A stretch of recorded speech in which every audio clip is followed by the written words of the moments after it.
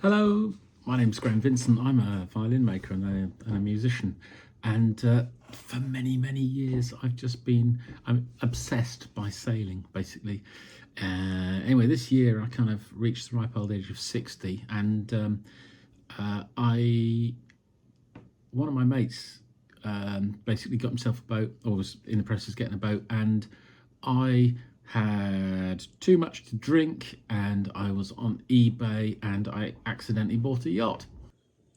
Well, I know this is probably mad, but I'm putting a bid in. Well, there it is. I've done it. So there we go. The way these things happen. Yeah, it was a little Hurley 18, and I was really excited about it.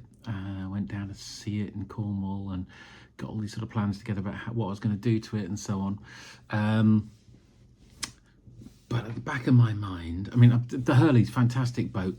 I don't know if you may have seen a channel on YouTube called Quarter Life Crisis, where this German guy, was he Swiss or German guy, sails a Hurley 18 across the Atlantic and back. Very capable little boat, but it's quite small. Okay, and I was kind of looking at the size of it, and I came to the decision that it would be great to have as the first boat whilst I got back into sailing, and then I would probably get something a little bit bigger. So I bought myself a few things for it. I bought a couple of old Seagull motors for it and stuff like that, and it quite quickly I started to tally up the amount of money that I still needed to spend on it, and I reckoned I needed about 1,500 quid basically to spend on it to get it on the water successfully this summer. So I was all set to do that, and for some reason I came across an advert for an Invicta 26. I think I'd kind of singled out the Contessa 26 as being my ideal boat, really, because it's likely that I'll spend most of the time sailing by myself. And I was looking at the Jester challenges, and the Contessa seems to be a popular one there. And then I came across this Invicta 26. For example, one year in the Jester challenge, there were two of them, and I thought, okay, what is this boat? Looked it up, and lo and behold, it looks exactly like the Contessa 26. Both of them are designs based on the folk boat, and the Invicta 26 was designed 2 years before the Contessa, and I wouldn't be at all surprised if there wasn't some inspiration from the Invicta taken by the Contessa. Certainly when you see the round companionway that the Invicta has, they look very similar, shall we say. But anyway, it's very much the same as the Contessa. Got the encapsulated long keel, very similar indeed, except that they are much cheaper. Anyway, so cut a long story short, I found one.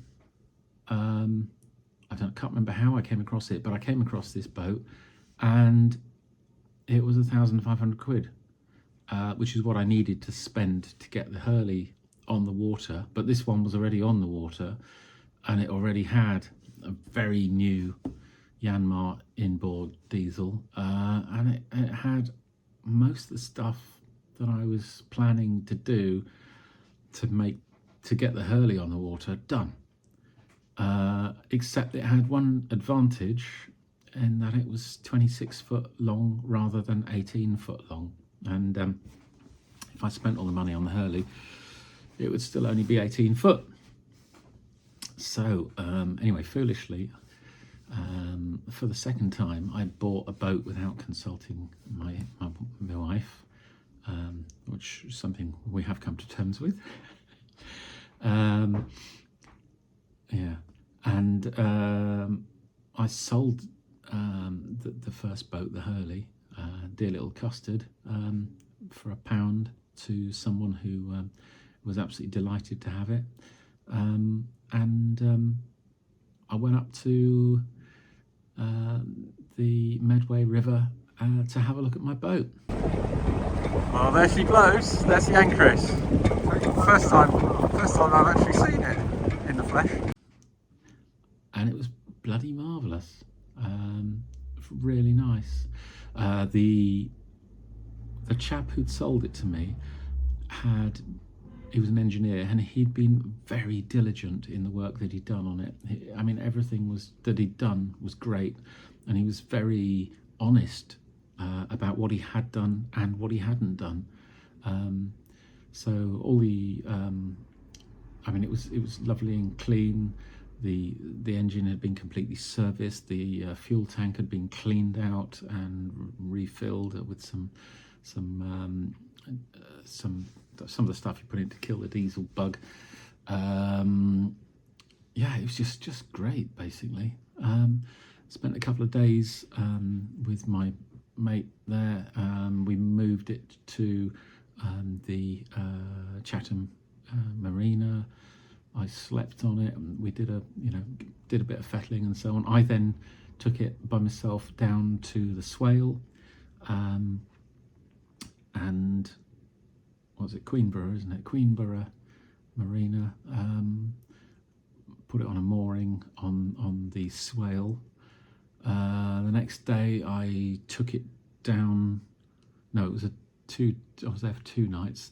So then I went down round the Swale to the other end of the Swale, anchored overnight with a view to setting off and bringing it around the coast.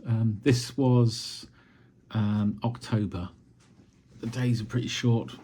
There'd been a weather window which looked promising, which I'd been watching for some weeks, and as the days got closer, the weather looked less and less promising, to be honest. On the morning for the first big sort of sea leg, the sky was blood red. It was the most amazing red morning, and of course we all know a bit of a poem about that, and I kind of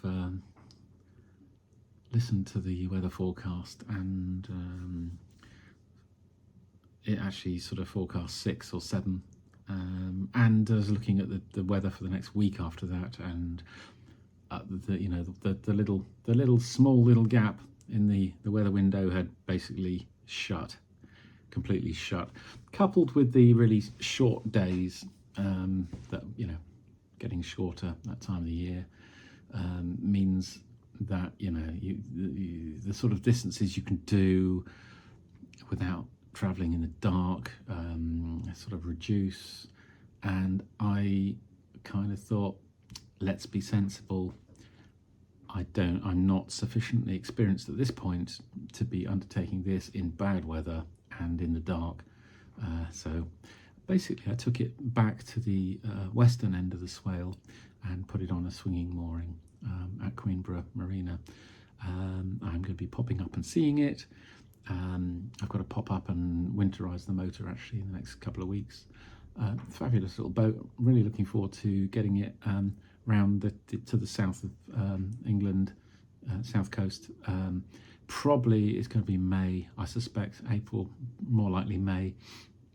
And I will keep you all posted, basically. So like I say, this channel is largely going to be home movies for myself, really. But if you want to subscribe, please do. You won't hear anything from me probably for months, and then hopefully something interesting will pop up, and you'll start to see footage of me travelling around from the Swale round to Weymouth. Anyway, so that's the situation as it stands at the moment. Cheers, folks. Look after yourselves. Bye.